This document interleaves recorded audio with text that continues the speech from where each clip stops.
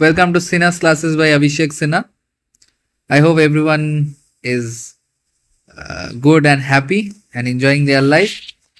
CPO 2024 में ये जो क्वेश्चन है बहुत ही लेंदी है दिखने में और बड़ा है। ठीक है, मतलब हार्ड भी कह सकते हो, बट अप्रोच अगर सही रहा तो इजीली हो सकता है। सो टाइम वेस्ट ना करके स्टार्ट करते हैं। क्या बोला है? Ramanna purchase raw materials for a sudden price to manufacture product. Ramanna ने एक उत्पाद के निर्माण के लिए एक निश्चित कीमत पर कच्चा माल खरीदा। However, owing to shortage of labor, 22.5% of the raw materials could not be utilized. Okay, तो उसने रॉ मटेरियल खरीदा। कितना खरीदा? 100 खरीदा, ऐसे पकड़ लिया। उसमें से 22.5% of the raw materials could not be utilised. तो फिर 22.5 कुड नॉट बी यूटिलाइज्ड, कितना यूटिलाइज्ड किया? तो फिर कितना यूटिलाइज्ड किया ये देखना है। 77.5 यूटिलाइज्ड। ठीक है, समझ में आया? 77.5 यूटिलाइज कर रहा है। ठीक है, and got wasted 80% of the cost of raw materials used was added as the cost of manufacturing. What is cost of manufacturing? Cost of manufacturing ये क्या चीज है? कॉस्ट ऑफ मैन्यू ये क्या होता है? ये होता है cost of raw material, cost of raw material plus जो अगर मानो कि उसमें कुछ लेबर ऐड हुआ है, लेबर चार्ज होता है और भी इलेक्ट्रिक चार्ज होता है, वो क्या क्या करता है कि कंपनी डिसाइड करता है। इधर क्या किया है? 80% of the cost of raw materials used was added as the cost of manufacturing.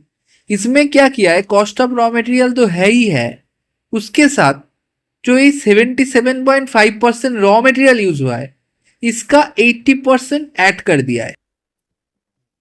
मैं अगर मानूं कि 100 रॉ मटेरियल्स खरीदे और ईच यूनिट का प्राइस 1 है तो फिर 77.5 यूनिट ऑफ रॉ मटेरियल्स का प्राइस क्या होगा? 77.5, उसका 80% उसने कॉस्ट ऑफ मैन्युफैक्चरिंग में यूज किया है। तो फिर 80% की जगह मैं क्या लिख सकता हूं? 4/5 ये लिख सकता हूं। ठीक है, तो अभी क्या हुआ? कॉस्ट ऑफ रॉ मटेरियल्स क्या है? 100 है, प्लस ये कितना आ जाएगा? बताओ ये कितना आ जाएगा? 62 आ जाएगा। तो फिर 162 हो गया कॉस्ट ऑफ मैन्युफैक्चरिंग।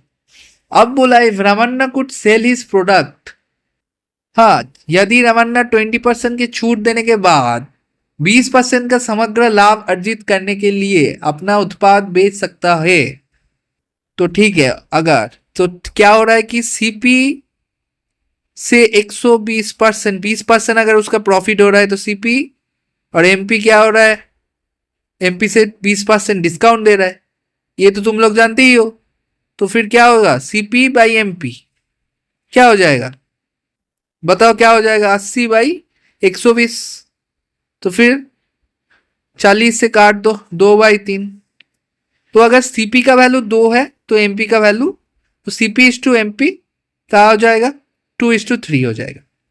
सही, सीपी इज टू एमपी क्या हो गया? 2:3। अब ये 2 किसको डिनोट कर रहा है ये बताओ? 2 है 162, 162 ही है। 2 क्या है? कॉस्ट प्राइस है 162। अब तुम ये देखो क्या पूछा है? How many times of the total cost of the raw materials purchase. I mean raw materials purchase क्या है? 100 है, 100 है ना? Was the mark price of the product. कितना गुना है mark price of the product raw materials के ऊपर?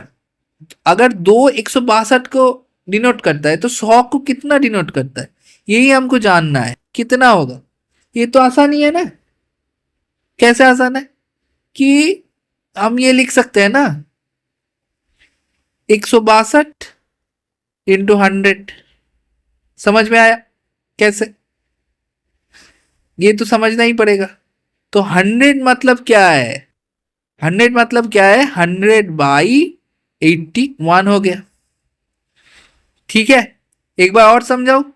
अगर देखो 162 अगर 2 है तो फिर 100 कितना होगा, यही तो मान निकालना है। फिर क्या होगा, 2/162 इंटू 100 हो जाएगा, जो कि है 100/81।